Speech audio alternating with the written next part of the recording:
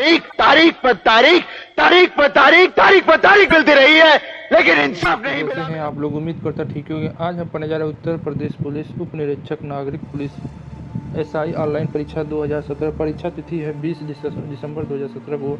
आज हम इसी के बारे में पूरा पढ़ेंगे। आज हम इसका एक ऑनलाइन परीक्षा हुआ था उसको सॉल्व करेंगे।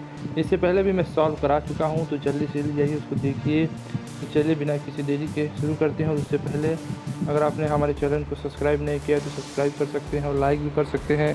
और अगर आपको इसी तरीके से वीडियो देखने हैं तो हमारे चैनल को आराम से आप सब्सक्राइब कर सकते हैं। इसमें कोई भी फीस नहीं लगता है सब्सक्रिप्शन का। चलिए हमारा देखते हैं समान हिंदी। समान हिंदी में हमें क्या पूछा गया है, यहाँ पे देख सकते हैं। हमारा पहला क्वेश्चन है कि हिंदी साहित्य की जो एक कामायनी की रचना कौन ने किया है? सुदर्शन ने, जयशंकर प्रसाद, प्रेमचंद या अज्ञे ने? तो सही उत्तर बताइए किसने किया है। तो इसका सही उत्तर है भाई प्रेमचंद नहीं, जयशंकर प्रसाद जी ने किया था। कामिनी हिंदी भाषा की एक महाकाव्य है। इसके रचयिता जयशंकर प्रसाद है। यह आधुनिक छायावादी युग का सर्वोत्तम और प्रतिनिधि हिंदी काव्य है। प्रसाद जी यह अंतिम काव्य रचना 1935 में प्रकाशित हुई थी। चलिए बढ़ते अगले क्वेश्चन की ओर। हमारा अगला क्वेश्चन है जमीन आसमान एक करना मुहावरे का क्या अर्थ होता है? घोर प्रयत्न करना, पूरी तरीके से नष्ट करना, व्यर्थ का कार्य करना या मतलब निकालना। तो जमीन आसमान एक करने का मुहावरे का अर्थ होता है घोर प्रयत्न करना, मतलब निकालना तो होगा नहीं। जमीन आसमान एक करने का मुहावरे का अर्थ होता है घोर प्रयत्न करना। उदाहरण आकाश व्यवस्था को बदलने के लिए जमीन आसमान एक कर रहा है।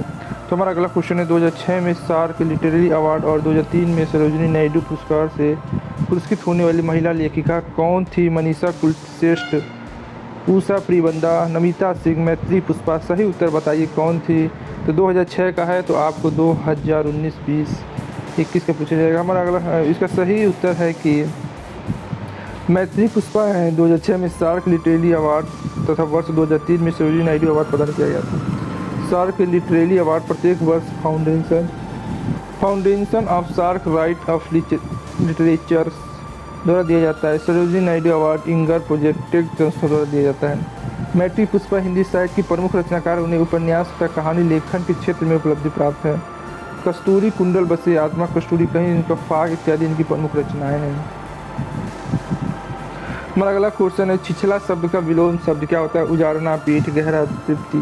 इसका सही उत्तर है छिछला शब्द का अर्थ होता है, इसका विलोम है छिछला माने जहाँ पानी कम लगता हो, छिछला कचौड़ी, छिछला ये सब होता है जहाँ पानी कम रुकता हो, तो इसका हो जाएगा बहुत ज़्यादा गहरा। हमारा अगला क्वेश्चन 5 है खाली स्थान से संज्ञा या सर्वनाम शब्द की विशेषता प्रकट होती है। संज्ञा, सर्वनाम, विशेषण, विशेषताएं। तो खाली स्थान की जगह क्या होगा? विशेषण से संज्ञा सर्वनाम शब्द की विशेषता क्या होगा? तो सही उत्तर है विशेषण। तो विशेषण उसका सही उत्तर। विशेषण वह शब्द जो संज्ञा या सर्वनाम शब्दों की विशेषता बताते हैं। विशेषण 4 प्रकार के होते हैं: गुणवाचक, परिणामवाचक, संख्यावाचक तथा संकेतवाचक। जिस सब संख्या का सर्वनाम की विशेषता बताया जाता है उसे विशेषण कहा जाता है या विशेष कहा जाता है। हमारा अगला क्वेश्चन है निम्नलिखित वाक्य को ध्यान से पढ़ें और तय करें कि कौन से हिस्से की त्रुटि है।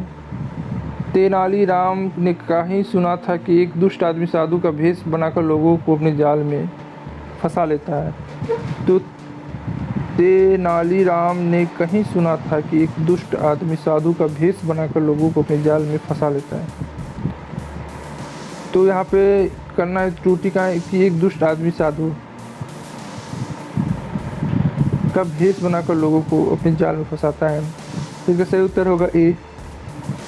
तेनाली ने कहीं सुना था कि एक दुष्ट आदमी साधु का भेष बनाकर लोगों को अपने जाल में फंसा लेता है। वाक्य में एक दुष्ट आदमी साधु वाले हिस्से में त्रुटि है। इसके स्थान पर एक दुष्ट आदमी साधु होना चाहिए। क्या होना चाहिए? एक दुष्ट आदमी साधु। तो इसमें लिखा है एक दुष्ट साधु आदमी। तो ये देखिए इसमें एक दुष्ट आदमी साधु है, तो एक दुष्ट आदमी साधु वाले हिस्से को कि एक दुष्ट आदमी साधु होना चाहिए। ठीक है, हम बढ़ते अगले क्वेश्चन के। हमारा अगला क्वेश्चन है कौन रोक सकता है उसकी गति गरज उठते जब मेघ? कौन रोक सकता है? विपुलनाथ। पंक्तियों का रचनाकार अलंकार कौन है? कौन इसमें देख सकते हैं कौन रोक सकता है उसकी गति गरज उठते जब मेघ? कौन रोक सकता है? विपुलनाथ। इसमें विस्पा अलंकार है, प्रश्न अलंकार है, अर्थश्लेष अलंकार है, शब्द अलंकार है। तो आपको यहाँ पे एक चीज़ दिखाई देता होगा कि क्वेश्चन मार्क लग गया है, यहाँ भी क्वेश्चन मार्क लग गया है, तो सिंपल है, ये होगा बी प्रश्न अलंकार। जिस पंक्ति में प्रश्नवाचक चिन्ह या प्रश्नवाचक शब्द होते हैं वहाँ प्रश्न अलंकार होता है, अतः दी गई पंक्ति में प्रश्न अलंकार है। नेताजी ने आज़ाद हिंद फौज का नियंत्रण किया, वाक्य त्रुटि सुधारिए।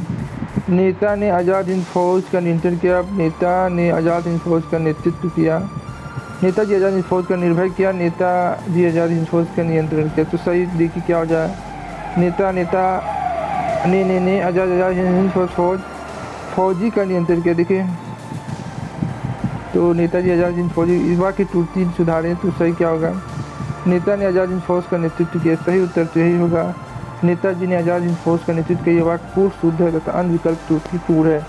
तो भाई नियंत्रण कोई कर नहीं सकता किसी पे, सबने उनका नेतृत्व किया है।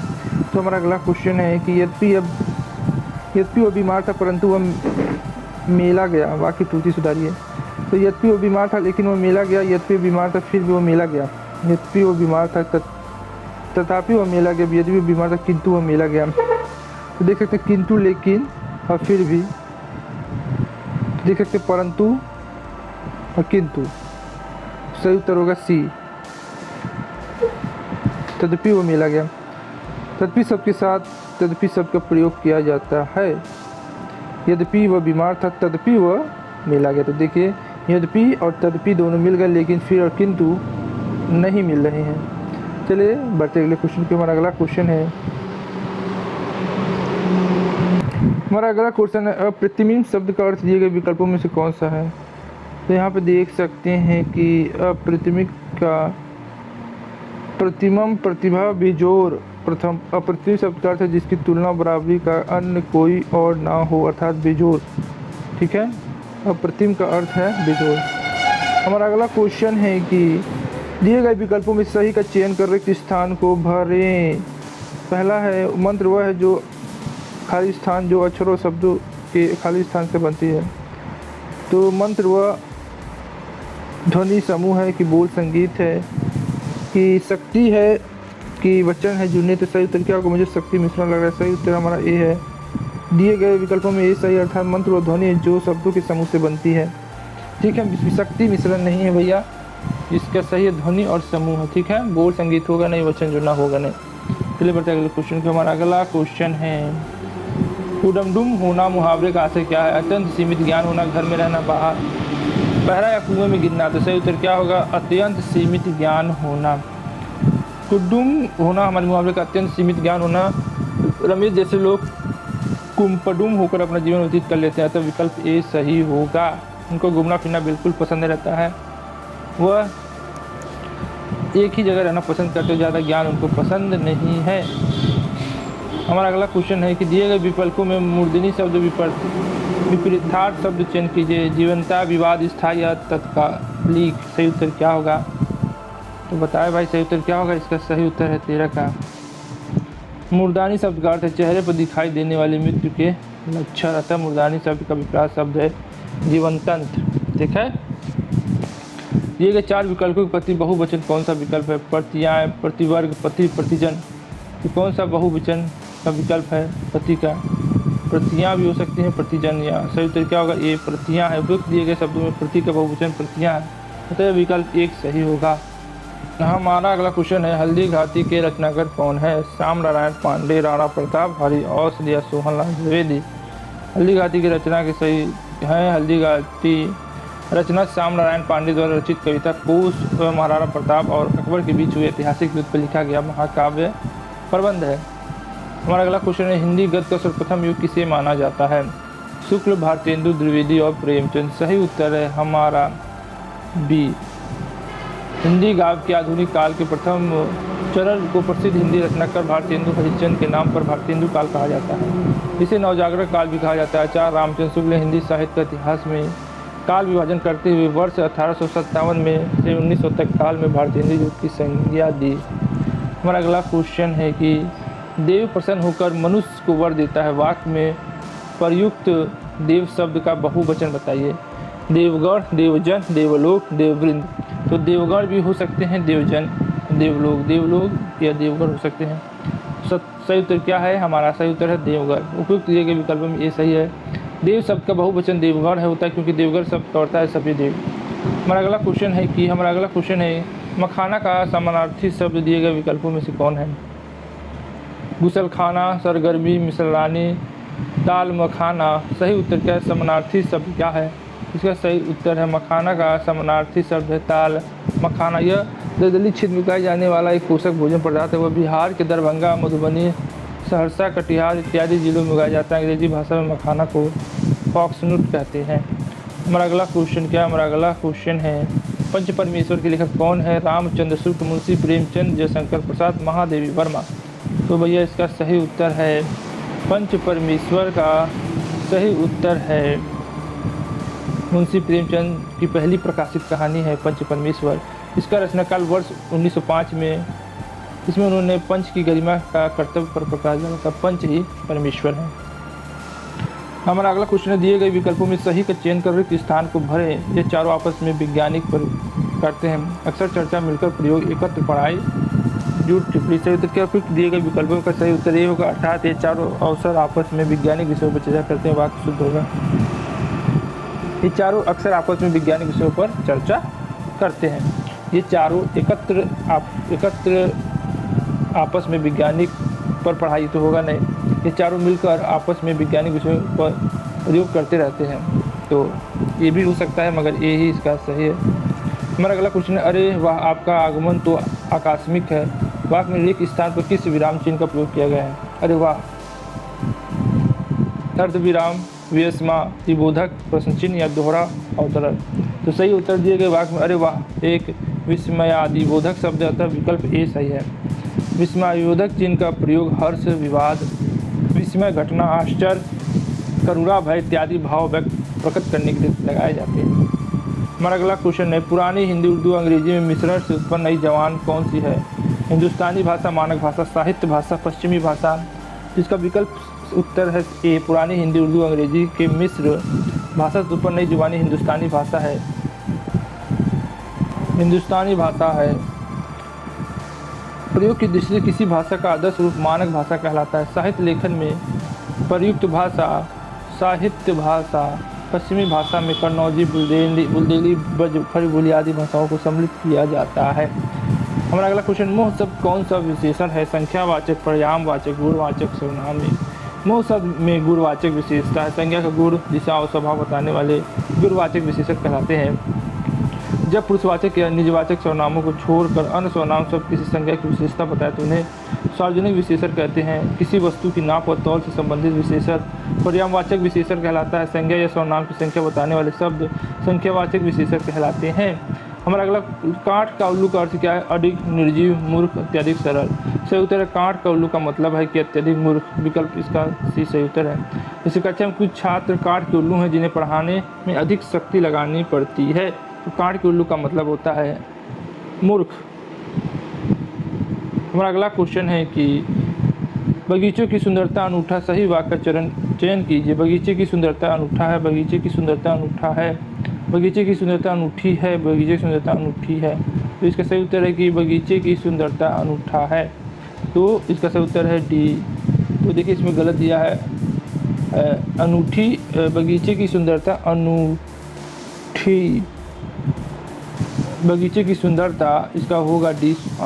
बगीचे की सुंदरता अनूठी है से सभी विकल्प। बगीचे बगीचे बगीचे की सुंदरता अनूठा, बगीची बगीचे अनूठी।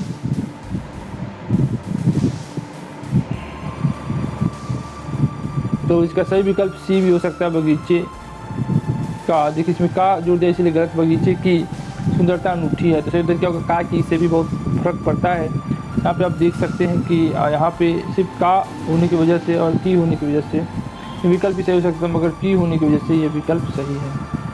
हमारा अगला क्वेश्चन है कि दिए गए विकल्पों में से सही का चयन कर रिक्त स्थान को भरें। धन में खाली स्थान आज भी कुछ लोग बन जाते हैं। भ्रष्टाचार, हरिश्चंद्र, बंधु मर्द, या राष्ट्र या वीरता, या लालच या जयचंद्र। तो धन के लालच में आज भी कुछ लोग जयचंद्र बन जाते हैं। सही उत्तर क्या होगा? डी। दी गई पंक्ति में पूर्ण करने के लिए डी, अर्थात धन के लालच में आज भी कुछ लोग जयचंद्र बन जाते हैं। पंक्ति अर्थपूर्ण लगती है। हमारा अगला क्वेश्चन है, सतर्कता शब्द समानार्थी शब्द दिए गए विकल्प में कौन सा है? मुस्तैदी, उचित समझदारी, सार्थकता। सार्थकता शब्द का अर्थ है सतर्क होने का भाव था। दिए गए विकल्प में से सतर्कता शब्द का समानार्थी शब्द है मुस्तैदी होगा, यही सरल है। हमारा अगला क्वेश्चन है, बच्चों की कहानियाँ लिखने वाले और चाचा चौधरी पात्र के रचनाकार कौन है? हाबिस, सुरती, अनंत पाई, अनिल कुमार, प्राण कुमार शर्मा। तो इसका सही उत्तर है डी, कार्टून प्राण कुमार शर्मा, जिन्हें पापा के नाम से भी जाना जाता है। भारतीय कॉमिक्स जगत में सबसे सफल और लोकप्रिय कार्टूनिस्ट है। प्राण को सबसे ज़्यादा लोकप्रिय उनके पास चाचा चौधरी ने बनाया था। हमारा अगला क्वेश्चन है कि 4 विकल्पों में से शुद्ध भाग चुनिए। हमारा पहला है, आकाशवाणी से यह समाचार प्रसारित किया गया, आकाशवाणी से समाचार सुनाया गया, आकाशवाणी से समाचार कहा गया, आकाशवाणी से समाचार बताया गया। तो सही उत्तर क्या है? सही उत्तर हमारा होगा ए, आकाशवाणी से समाचार प्रसारित किया गया है। यह वाक्य पूर्णतः शुद्ध और शेष विकल्प त्रुटिपूर्ण है। हमारा अगला क्वेश्चन है, यहाँ देख सकते हैं हमारा 30 से 32 में नीचे दिए प्रश्न 30 से 32 नीचे दिए गए गद्यांश को ध्यानपूर्वक पढ़िए तथा प्रश्न के उत्तर दीजिए। सामाजिक एवं आर्थिक दुर्बलताओं को दूर करने के लिए, राजनीतिक अधिकार प्राप्त करने के लिए विज्ञापन का जितना प्रयोग हो रहा है उससे कहीं ज़्यादा अपने मालों की बिक्री के लिए हो रहा है। इसके द्वारा भावात्मक दोहन बहुत धूर्तता के साथ होता है। एक कंपनी दूसरे के बाजार को हड़पने के लिए विभिन्न टिकटडम्बों का सहारा लेती है। अंग प्रदर्शन को बढ़ावा, विज्ञापन की अनैतिकता का पराकाष्ठा है। युवाओं पर इसका बहुत बुरा असर पड़ता है। देश का भविष्य तिमिर लोगों के गुम हो गया। यह सोची समझी साजिश है। इस उपभोक्तावादी पूंजीवादी संस्कृति के नायाब तरीके विज्ञापन की है। इसमें से देख सकते हैं तीसरा, उपभोक्ता को विज्ञापन छल और फरेब से अवगत कराना, पूंजीवाद को बढ़ावा, राजनीति अधिकार का इस्तेमाल या विज्ञापन के बढ़ते फैशन को बढ़ावा। तो बताइए सही उत्तर क्या होगा? इसका सही उत्तर है ये, उपयुक्त गद्यांश का मूल तत्व उपभोक्ताओं को विज्ञापन छल और फरेब से अवगत कराना है। हमारा अगला क्वेश्चन है, सामाजिक और आर्थिक दुर्बलताओं का मुख्यतः किसके लिए उपयोग किया जा रहा है? टिक्रमों का सहारा लेना, अत्यधिक विज्ञापन द्वारा उत्पादन की जानकारी पाने, भावात्मक छल करने या उत्पादन की अत्यधिक बिक्री करने से। हमारा सही उत्तर है दी, गद्यांश में स्पष्ट किया गया है कि सामाजिक और आर्थिक दुर्बलताओं का मुख्यतः उपयोग उत्पादन की अत्यधिक बिक्री करने के लिए किया जा रहा है। हमारा अगला क्वेश्चन है कि एक गद्यांश का शीर्षक क्या है? इस गद्यांश का शीर्षक क्या है? बाजारू संस्कृति, संस्कृति, अस्मिता और विज्ञापन, विज्ञापनदाताओं की सोची समझी योजना या पूंजीवाद और विज्ञापन। इसका सही उत्तर है बी, इस गद्यांश का मूल शीर्षक संस्कृति, अस्मिता और विज्ञापन। हमारा अगला क्वेश्चन है कि आधुनिक परिवार का एक हिस्सा बनकर जिंदगी मानसिक तनाव से गुजर गई है। एक हिस्सा बनकर, दूसरा बी, गुजर गई है जिंदगी मानसिक तनाव से आधुनिक परिवार का। तो इसका सही उत्तर क्या होगा? आधुनिक परिवार का एक हिस्सा बी होगा। हिस्सा बनकर जिंदगी मानसिक तनाव से गुजर गई है के स्थान पर गुजर रही है होना चाहिए, तब वाक्य त्रुटि रहित रहेगा। गुजर गई, गुजर रही है। हमारा अगला क्वेश्चन है, निम्न में से किससे विरोधाभास अलंकार का बोध होता है?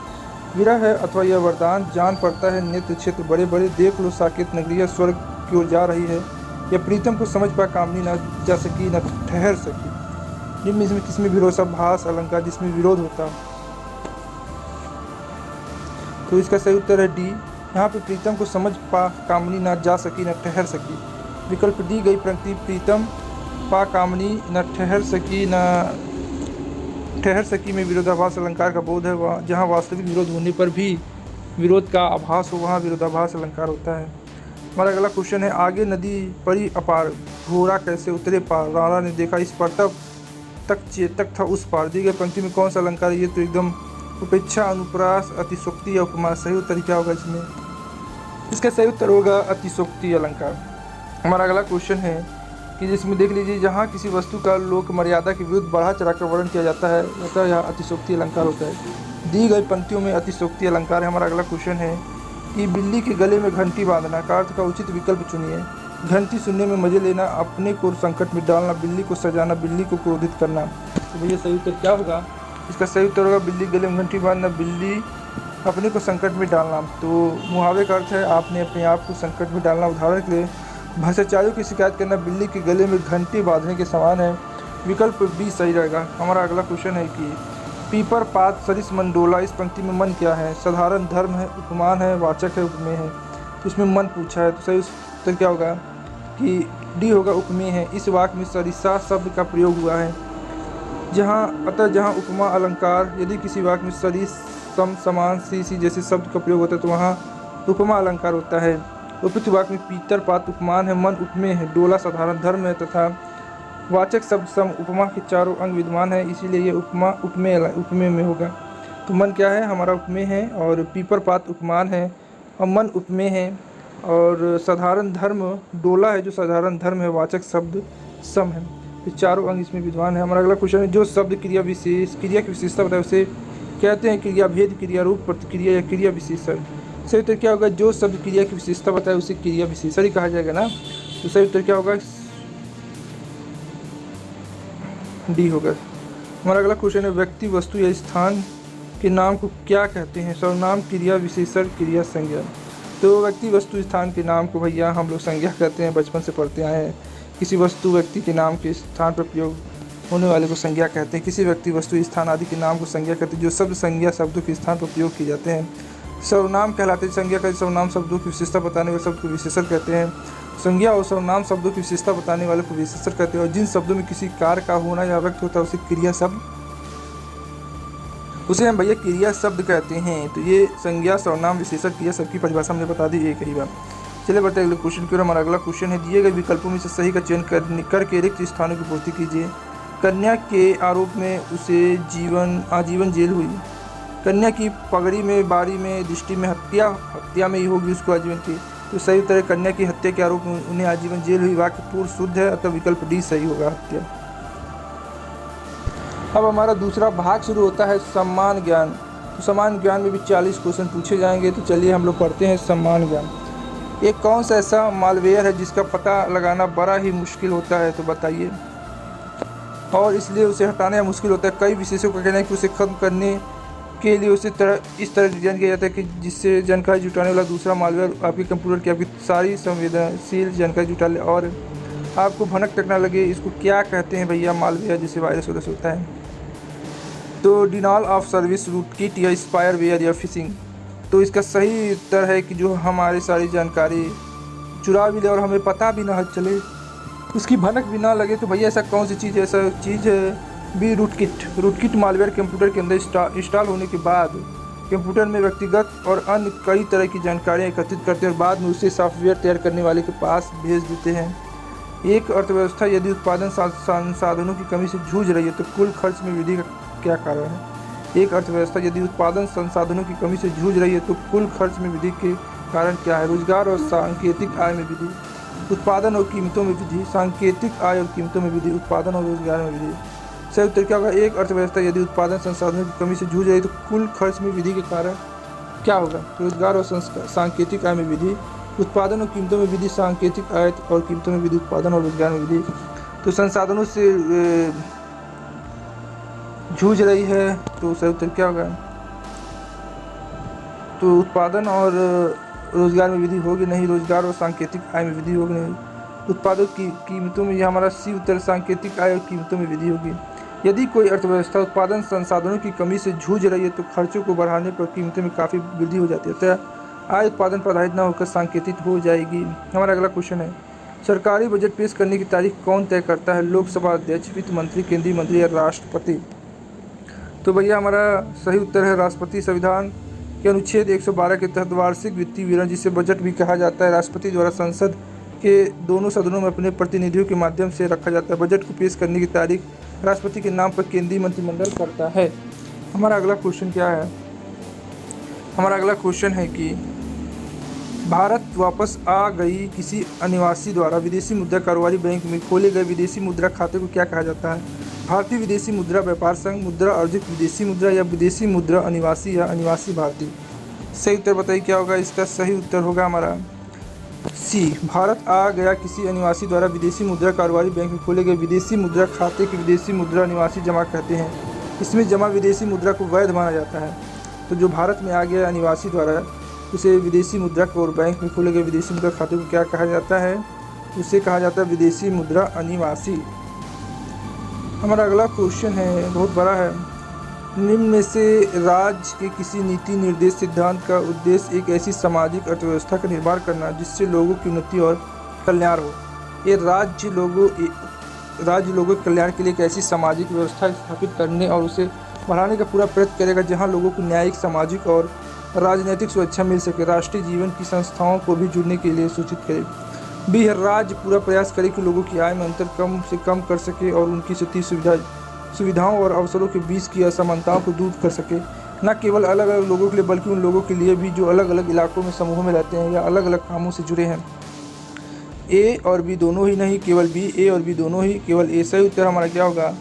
सी होगा। उपरोक्त दोनों ही नीति निर्देश सिद्धांत लोगों की उन्नति और कल्याण से संबंधित है। संविधान का अनुच्छेद 38 वन राज्य की इस बात हेतु प्रेरित करता है कि वह ऐसी सामाजिक व्यवस्था बनाए जिससे सभी को न्याय, सामाजिक और राजनीतिक सुरक्षा मिले। वही संविधान का अनुच्छेद 38(2) आय की असमानताओं को कम करने तथा विभिन्न क्षेत्रों में रहने वाले विभिन्न व्यवसाय में लगे हुए लोगों के समूहों के बीच प्रतिष्ठा, सुविधा और अवसरों की असमानता को दूर करने हेतु राज्य को प्रेरित करता है। कथन ए और बी दोनों सही है। हमारा अगला क्वेश्चन है कि इसमें से कौन सी रचना रविन्द्रनाथ टैगोर द्वारा संगीतबद्ध नहीं की गई है? तो हमारा पहला है चित्त जेठा भय सुन, कदम कदम बढ़ाए जा एकला चलो रे, अमान सोनार बांगाल। तो रविन्द्रनाथ टैगोर ने कदम कदम बढ़ाए जा चित्त। सही उत्तर हमारा क्या होगा? सही उत्तर है हमारा बी, कदम कदम बढ़ाए जा गीत आज़ाद हिंद फौज की मार्च गीत या जिसकी रचना वर्ष 1942 में पंडित वसीधर शुक्ला ने की थी। इस गीत को संगीतबद्ध करने का श्रेय राम सिंह ठाकुर को है। इस गीत की रचना को उन्होंने संगीतबद्ध करने का श्रेय रविन्द्रनाथ टैगोर को है। जो अन्य गीत है चित्त जथा भय सुन, एकला चलो रे और अमान सोनार बांग्ला, ये रविन्द्रनाथ टैगोर को संगीतबद्ध करने का मिला है। हमारा अगला क्वेश्चन है कि कंप्यूटर तकनीक की 5वीं पीढ़ी किस पर आधारित है? एकीकृत circuit, very large scale integration, VLSI microprocessor, transistor या ultra large scale integration, ULSI microprocessor. सही उत्तर क्या होगा? 47 का सही उत्तर होगा हमारा डी। 5वीं पीढ़ी की कंप्यूटर तकनीक की ultra large scale integration ULSI पर आधारित है। इस पीढ़ी में कंप्यूटर आर्टिफिशियल इंटेलिजेंस द्वारा संचालित होंगे। ऐसे कंप्यूटर में उच्च स्तरीय कंप्यूटर भाषा और कंप्यूटर लैंग्वेज का प्रयोग किया जाएगा। इससे ग्राफिकल यूजर इंटरफेस GUI द्वारा आसान बनाया जाएगा। हमारा अगला क्वेश्चन है कि राष्ट्रीय आयुष मिशन किससे संबंधित है? महिलाओं की सुरक्षा, शिक्षा, स्वास्थ्य या कृषि? तो इसका सही उत्तर है राष्ट्रीय आयुष मिशन हमारा सी, स्वास्थ्य से हमारा है। राष्ट्रीय आयुष मिशन सितंबर 2014 में लॉन्च किया गया था। इस मिशन के तहत अगले 3 वर्ष में आयुष स्वास्थ्य सेवाओं को देश से दूर दराज क्षेत्रों में कमजोर वर्गों के लिए एक बेहतर चिकित्सा हेतु विस्तार देने की प्रक्रिया गति की गई थी। आयुष पद्धति में आयुर्वेद, योग, यूनानी, सिद्ध और होम्योपैथिक जैसी चिकित्सा पद्धतियाँ शामिल है। 15 दिसंबर 2017 को केंद्रीय कैबिनेट ने अप्रैल 2017 से मार्च 2020 तक 3 वर्षों के लिए इसे चलाने रहने के प्रस्ताव को मंजूरी दी थी। इन 3 वर्षों के लिए राष्ट्रीय आयुष मिशन हेतु 2400 करोड़ रुपए की राशि मंजूर की गई थी। हमारा अगला क्वेश्चन है 30 नवंबर 2017 को भारतीय ई-कॉमर्स कंपनी फ्लिपकार्ट का मुख्य कार्यकारी अधिकारी CEO कौन था? 30 नवंबर 2017 को जेम कोम, कल्याण कृष्णमूर्ति, JK डोरसे या जेफ बेजोस? जेफ बेजोस तो है नहीं भैया, जेफ डोरसे। इसका तो सही उत्तर है सी, कल्याण कृष्णमूर्ति, क्योंकि एक भारतीय कंपनी है तो भारतीय रहेगा। जेफ बेजोस तो अमेजॉन का है। तो प्रसिद्ध ई-कॉमर्स कंपनी फ्लिपकार्ट की संस्थापक बिंदी बंसल के पद छोड़ने के उपरांत 30 नवंबर 2017 को कल्याण कृष्णमूर्ति की इस कंपनी का मुख्य कार्यकारी अधिकारी CEO नियुक्त किया गया था। फ्लिपकार्ट में नियुक्त से पूर्व कल्याण कृष्णमूर्ति ग्लोबल मैनेजमेंट कंपनी के प्रबंधक निदेशक थे। हमारा अगला क्वेश्चन है कि भारत के संविधान के अनुच्छेद 169 के अनुसार राज्य विधानसभा परिषद के गठन का अधिकार किसे होता है? तो इसका सही उत्तर है ए, संसद को, राष्ट्रपति, राज्य की विधानसभा, प्रधानमंत्री को नहीं। इसका सही उत्तर भारतीय संविधान में अनुच्छेद 169 के अनुसार राज्यों की विधानसभा परिषद की रचना का उसका समाप्ति विधानसभा द्वारा बहुमत से पारित प्रस्ताव या संसद द्वारा इसकी स्वीकृति संभव है। वर्तमान में 6 राज्यों में विधान परिषद है। जम्मू कश्मीर के विभाजन से पूर्व ऐसे राज्यों की संख्या 7 थी। हमारा अगला क्वेश्चन, समान मिट्टी का कार्बन नाइट्रोजन अनुपात लगभग कितना होता है? 5.04, 10.01, 1.1, 4.05। तो सही उत्तर क्या होगा? ये बट्टे में है। समान मिट्टी का कार्बन नाइट्रोजन अनुपात 10/1 होता है। जैविक स्थलीय स्रोतों में एक उच्च अनुपात है। स्थलीय स्रोतों में सहस्वनी पौधे की अनुपात 20 से अधिक होती है और इस अनुपात में रासायनिक सूक्ष्म कोशिकाओं का समान होता है तथा मिट्टी में गतिशील संतुलन का प्रतिबंध है जो सूक्ष्म कोशिकाओं की उपस्थिति से उत्पन्न होता है। हमारा अगला क्वेश्चन है, निम्न राज्यों में से किस राज्य का भारत से जूट उत्पादन का प्रतिशत सबसे ज़्यादा है? तो पहला उत्तर है बिहार, गुजरात, पश्चिम बंगाल, केरल। सही उत्तर है हमारा सी, पश्चिम बंगाल। जूट का प्रयोग बोरा, दरी, तंबू, तिरपाल, टाट, रसिया, नीम, कोटी के कपड़े तथा कागज बनाने में काम होता है। भारतीय राज्यों में जूट उत्पादन में अग्रणी राज्य पश्चिम बंगाल है, जहाँ हुगली नदी के किनारे एक लंबी श्रृंखला में श्रेणीगत तरीके से जूट की खेती की जाती है। जूट के उत्पादन में पश्चिम बंगाल के बाद क्रमशः असम तथा बिहार का स्थान है। हमारा अगला क्वेश्चन है कि भारत के संविधान के अनुच्छेद 21(a) के अनुसार राज्य कानून द्वारा किस प्रकार से तय करे कि आयु समूह के सभी बच्चों को वह मुफ्त शिक्षा मुहैया कराए? तो 6 से 14, 6 से 12, 5 से 12, 5 से 10। तो सही उत्तर क्या है? भारत के संविधान अनुच्छेद 21(1), जिसे संविधान 86वां संशोधन अधिनियम 2002 द्वारा जोड़ा गया है, जिसे स्पष्ट प्रावधान है कि राज्य विधि के द्वारा पूर्व निर्धारित 6 वर्ष से 14 वर्ष तक के बच्चों को निःशुल्क और अनिवार्य शिक्षा प्रदान करिए। यह संविधान के आधारभूत ढांचे को नष्ट नहीं कर सकता और न ही यह देश के संविधान की पंथ निरपेक्षता की अवधारणा को प्रभावित करता है। हमारा अगला क्वेश्चन है 14वें वित्त आयोग में राज्यों के बीच करों के आवंटन के सूत्र में वनावरण भी जोड़ा दिया गया। यह कौन से नाम से लोकप्रिय है? हरित स्थानांतरण सूत्र, बी श्वेत स्थानांतरण सूत्र, या प्रगतिशील कवरेज सूत्र, या हरित प्रोत्साहन सूत्र। तो सही उत्तर क्या है? 14वें वित्त आयोग में पहला है हरित स्थानांतरण सूत्र। 14वें वित्त आयोग ने राज्यों को कर विभाजन किए जाने की प्रक्रिया हेतु तैयार किए गए फार्मूले पहली बार वनावरण को शामिल किया था। यह इसे हरित स्थानांतरण सूत्र कहा गया है। 14वें वित्त आयोग की अवधि वर्ष 2015-2020 है। इसके अध्यक्ष YC रेड्डी हैं और 15वें वित्त आयोग का गठन किया जा चुका है, जिसकी सदस्यता NK सिंह को सौंपी गई है। हमारा अगला क्वेश्चन, राष्ट्रीय आपदा प्रबंधक प्राधिकरण का अध्यक्ष कौन होता है? प्रधानमंत्री, भी राष्ट्रपति, सबसे वरिष्ठ सेना प्रमुख या नीति आयोग का उपाध्यक्ष। राष्ट्रीय आपदा प्रबंधक प्राधिकरण का अध्यक्ष प्रधानमंत्री होता है। राष्ट्रीय आपदा प्रबंधक प्राधिकरण NDMS भारत सरकार के गृह मंत्रालय की एक एजेंसी है, जिसका काम प्राकृतिक आपदाओं या मानव निर्मित आपदाओं के आने पर किए गए कार्य में समन्वय स्थापित करना तथा उनसे लड़ने के लिए क्षमता निर्माण करना। राष्ट्रीय आपदा प्रबंधक प्राधिकरण की स्थापना वर्ष 2005 में की गई थी। तो राष्ट्रीय आपदा प्रबंधक प्राधिकरण का अध्यक्ष कौन होता है? सही उत्तर है उसका ए, प्रधानमंत्री। हमारा अगला क्वेश्चन है कि भारत सरकार की वो कौन सी योजना है जिसका उद्देश्य ऐसे बच्चों का संरक्षण करना है जिन्हें देखभाल और सुरक्षा की आवश्यकता है। उनके अलावा ऐसे किशोर जो कानून का उल्लंघन करते हैं और वो बच्चों को जो कठिन परिस्थितियों में रहते हैं उनका संरक्षण भी इस योजना का एक अंग है। तो बताइए इसका सही उत्तर क्या है? राष्ट्रीय बाल संरक्षण कार्यक्रम, किशोर न्यायालय बाल संरक्षण एवं देखरेख योजना, समकेतिक बाल संरक्षण योजना, या दुर्गा वाहिनी। तो दुर्गा वाहिनी तो मुझे नहीं लग रहा है। इसका सही उत्तर है समकेतिक बाल संरक्षण योजना।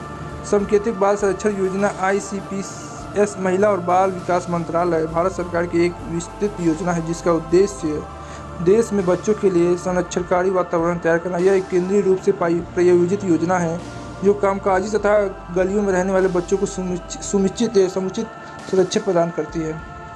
यह बाल अधिकारों की रक्षा बच्चों की सर्वहित है। इसका आधारभूत सिद्धांतों पर किशोर न्यायालय 2002 संशोधन अधिनियम 2006 और उसमें दी गई नियमावली पर आधारित है। हमारा अगला क्वेश्चन है, हर राज्य का सर्वोच्च रैंकिंग भारतीय वन सेवा IFM अधिकारी कौन होता है? तो प्रभारी वन अधिकारी, प्रधान मुख्य वन संरक्षक, वन सेवा प्रमुख। इसका सही उत्तर है बी, भारतीय वन सेवा अखिल भारतीय सेवाओं में से एक। इस सेवा का सृजन वर्ष 1966 में देश की प्राकृतिक वन संपदा के संवर्धन एवं संरक्षण हेतु किया गया है। राज्य का सर्वोच्चम वन अधिकारी प्रधान मुख्य वन संरक्षक होता है, जो उस राज्य के वन, पर्यावरण और वन्यजीवी संबंधी मुद्दों के प्रबंधन के लिए जिम्मेदार होता है। यह अधिकारी राज्य सरकार के सचिव के समकक्ष होता है। हमारा अगला उत्तर है, कौन सी नदी हैदराबाद शहर से होकर बहती है? गुरुपारा, नेत्रवती, मीनाचिल या मूसी। सही उत्तर क्या है? हमारा डी सही उत्तर है। मूसी नदी कृष्णा नदी की एक सहायक नदी है जो भारत के तेलंगाना राज्य की राजधानी हैदराबाद से होकर बहती है। नदी नगर के पुराने शहर और नए शहर से बांटती है। हिमायत सागर और उस्मान सागर नदी पर बनाए गए बांध हैं जो हैदराबाद शहर के लिए पानी का स्रोत हैं। यह नदी विकाराबाद के निकट अनंतगिरी पहाड़ियों से निकलती है तथा 140 किमी दूरी तय करने के बाद वादापल्ली नालगोंडा कृष्णा नदी में मिल जाती है। हमारा अगला क्वेश्चन क्या है, केंद्रीय सरकार के निम्नलिखित में से किस देश के उत्पादन में आयात प्रतिपाटन शुल्क को आगे बढ़ाया है? चीन, अफगानिस्तान, श्रीलंका, पाकिस्तान। सही उत्तर क्या होगा? इसका सही उत्तर है हमारा भारत ने चीन से संबंध एंटी डंपिंग को आगे बढ़ाया है। तो पट्टी पाटन शुल्क और एंटी डंपिंग के रूप में जाना जाता है। इसका मतलब यह होता है कि किसी खास निर्यातक देश को किसी खास वस्तु पर इसकी कीमत के उचित मूल्य के करीब लाने या आयात देशों के घरेलू उद्योग को होने वाले नुकसान को दूर करने के क्रम में इस पर अतिरिक्त शुल्क आयात लगाना। भारत ने चीन के संबंध में एंटी डंपिंग को आगे बढ़ाया है। हमारा अगला क्वेश्चन है, किस देश में सुभाष चंद्र बोस अंग्रेजों के खिलाफ मदद लेने गए थे? चीन, जर्मनी, अमेरिका, फ्रांस। सही उत्तर है हमारा बी। सुभाष चंद्र बोस ने अंग्रेजों के खिलाफ मदद के लिए क्रमशः जापान, सिंगापुर, जर्मनी तथा अन्य कुछ देशों से संपर्क स्थापित किया था। इसी क्रम में उन्होंने रिबेनट्रोप और हिटलर से मुलाकात की थी। सुभाष चंद्र बोस ने 1942 में हिटलर के साथ वार्ता की। उन्होंने जर्मनी में भारतीय स्वतंत्रता संगठन और आज़ाद हिंद रेडियो की स्थापना की थी। हमारा अगला क्वेश्चन है, अधिकृत रूप से स्वतंत्रता की घोषणा करते हुए भारतीय राष्ट्रीय कांग्रेस ने कौन सी तारीख और स्वतंत्रता दिवस की घोषणा की थी? 15 अगस्त 1947, 26 जनवरी 1930, 15 दिसंबर 1929 और 26 जनवरी 1950 को। सही उत्तर हमारा है सी। 1929 में लाहौर में भारतीय राष्ट्रीय कांग्रेस का अधिवेशन पंडित जवाहरलाल नेहरू की अध्यक्षता में हुई थी, जिसमें प्रस्ताव पारित कर इस बात की घोषणा की गई, यदि अंग्रेज सरकार 26 जनवरी 2030 तक भारत को डोमिनियन का पद नहीं प्रदान करती, जिसके तहत भारत ब्रिटिश साम्राज्य में ही शासित इकाई बन जाता, तो भारत अपने को पूर्ण स्वतंत्र घोषित कर देता। 26 जनवरी 1930 तक जब अंग्रेजों ने कुछ नहीं किया, तब कांग्रेस ने उस दिन भारत को पूर्ण स्वतंत्रता के निश्चय की घोषणा की और अपना सक्रिय आंदोलन आरंभ किया। हमारा अगला क्वेश्चन है, इनमें से कौन सा एक कृत्रिम कीटनाशक नहीं है? Paraquat, benzene hydrochloride BHC, dichloro diphenyl trichloroethane DT या एंड्रियल। सही उत्तर क्या है? हमारा सही उत्तर है बेंजीन हाइड्रोक्लोराइड BHC। ए उत्तर है। इनमें से कौन सा कृत्रिम कीटनाशक नहीं है? तो पैराकेट पहला, जिसे लीडेन भी कहते हैं, कृषि कीटनाशक के रूप में प्रयुक्त होता है। डाइक्लोरो रोडाइल फेनाइल ट्राइक्लोरोनाइथेन DTT एक कीटनाशक है जिसे पर्यावरण रूप से खतरनाक माना जाता है। एंड्रियल का प्रयोग कीटनाशक रूप में किया जाता है, इसे ऑर्गेनोक्लोनिक्स भी कहा जाता है। BHC DDT और एंड्रियल पर विभिन्न देशों में प्रतिबंध लगाया जा चुका है। पैराकेट कीटनाशक नहीं बल्कि एक लवण है जो शाकनाशी के रूप में प्रयोग किया जाता है। हमारा अगला क्वेश्चन है, हड़प्पा सभ्यता की जगह किसके लिए जाना जाता है? वहाँ पर उच्चतर वर्ग के लोग बसते थे, वहाँ पुस्तकें रखी जाती थी, वहाँ पूरे शहर के लिए भोजन तैयार किया जाता था, वहाँ निचले वर्ग के लिए लोग बसते थे। हमारा सही उत्तर है हमारा हड़प्पा सभ्यता के 2 नगर भागों में बांटे थे। किलागढ़ निचले स्तर, किलागढ़ नगर के शासक वर्ग रहते थे, निचले नगर में समान वर्ग कृषि श्रमिक रहते थे। इसका उत्तर होगा सही ए। हमारा अगला क्वेश्चन है, 30 नवंबर 2017 को भारत के नियंत्रण और महालेखक परीक्षक कौन थे? राजीव महर्षि, अनिल कुमार सिन्हा, कोसाराजू, वीरेंद्र चौधरी, शशिकांत शर्मा। तो 2017 के सही उत्तर थे ए राजीव महर्षि। भारत के नियंत्रण और महालेखा परिषद CAG भारतीय संविधान के अनुच्छेद 148 द्वारा स्थापित एक प्राधिकारी जो भारत सरकार तथा सभी प्रादेशिक सरकार की आय व्यय का लेखन करता है। वर्तमान में भारत के नियंत्रक और महालेखा परीक्षक श्री राजीव महर्षि, जिन्होंने 25 सितंबर 2017 को पदभार ग्रहण किया था। हमारा अगला क्वेश्चन है कि इनमें से कौन सी जन याचिका के जरिए नसबंदी के लक्ष्य हासिल करने के लिए राज्य द्वारा की गई धनढालियों को उजागर करने के उद्देश्य से आर्थिक मुआवजे, मरीजों की सुरक्षा के निर्देश, शैल चिकित्सा के निर्देश, दिशा निर्देश आदि की मांग की गई थी? देविका बसवान बनाम भारत संघ, श्रेया सिंघल बनाम भारत संघ या अलीमत पटेल बनाम भारत संघ, ABC बनाम भारत संघ, राष्ट्रीय राजधानी क्षेत्र दिल्ली NCT। सही उत्तर हमारा ए है देविका बसवाल बनाम भारत संघ।